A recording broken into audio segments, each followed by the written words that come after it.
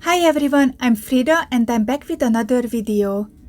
In this video, I'm going to show you how I made this cute dog Cloisonne enamel pendant. But first, I would like to say thank you for my patrons for the support. It's a square pendant with folded up sides, so the sides going to give it a nice frame. First, I made my markings on a silver sheet. I cut out the square and I'm also cutting out the little corners, that way I will be able to fold up the sides. After that, I grabbed this tool my husband made for me, and this is pretty sharp, and I cut the material partially with it along the scored lines.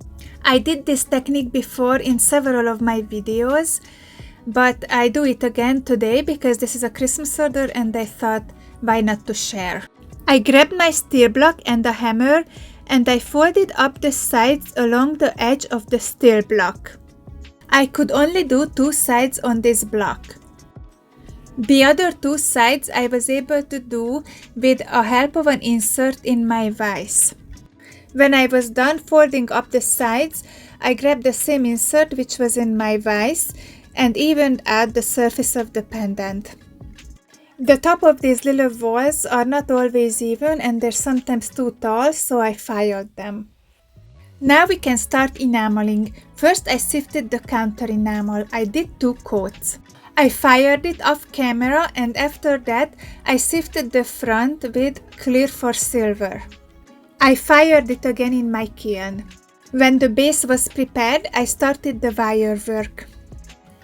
As I mentioned, this is a Christmas order, so stick around until the end of the video. I'm going to share a picture of the dog, which I got for reference.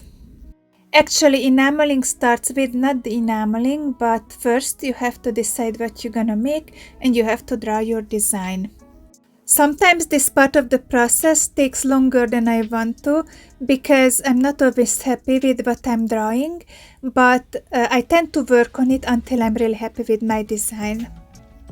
Also, you cannot just draw as you would do for the sake of drawing. You have to keep in mind that you have to be able to fold these lines out of your Cloisonne wires.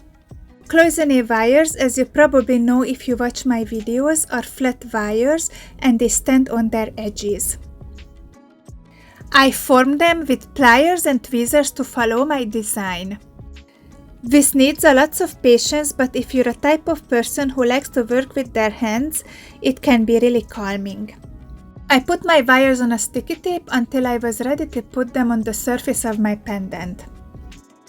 When I was ready with my wires, I grabbed my prepared base, grabbed my glue and a tweezer, and I started to place the wires on the surface of the pendant. I usually start with my bigger wires here, or if I don't have big wires, I start with a piece in the middle. You have to play with this a little bit until you figure out where each wire goes. When I placed every wires, I waited the glue to dry and I fired it in my kiln. The wires got stuck in the melted base coat, so I can apply the colors. I'm doing that here using a paintbrush and a scraper. These enamels come in powdered form. I add water to them, so I'm able to transfer them in between the Cloisonne wires. I also wash them thoroughly before applying them because these enamels contain fines and the fines can disturb the transparency of the finished jewelry.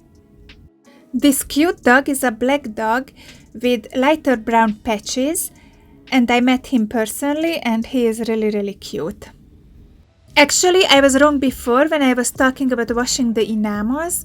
The black enamel I'm using here is opaque, so I didn't wash that. You don't need to wash opaque enamels.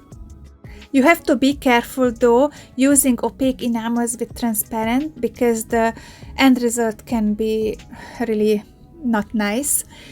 I only like to use the black, and also when I use the black I like to mix it with other colors, dark blue or gray or something like that. In this project, I'm mixing the black with grey and some light brown. The customer wanted the background to be blue, so I've chosen this beautiful blue and I added a little dark in the corners. When I was ready with the first layer of colors, I waited the piece to dry and I fired it in my kiln on 1400 Fahrenheit for 2 minutes off camera. After the first layer was fired, I applied 2 more layers. We need to do that because enamel always shrinks in the kiln or during firing. Here I'm exactly doing the same thing as I did the first time around. The only difference is that with each layer you're going to need less and less enamel. If you like my work and find my videos helpful, I would like to ask you to support me on Patreon or buy me a cup of coffee. The link's going to be in the description. I'm almost done with the second layer of colors here.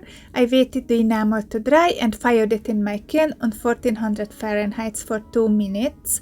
And after that, I applied 2 more layers off camera and also fired it off camera. Only one step remained of this intricate process, and that's the sanding. I used diamond pads and water. I smoothed out the surface and exposed the wires. After the enamel was nice and smooth, I fired it again in my kiln to get the shine back. This is how it turned out, and actually I really like it. I was a little bit worried about this pendant because I really wanted it to resemble to the dog and I really want the customer to love it, but I think it does resemble to the dog, so I'm happy with it. And if you like my work and my videos, please like, share and subscribe, and see you in the next one. Bye!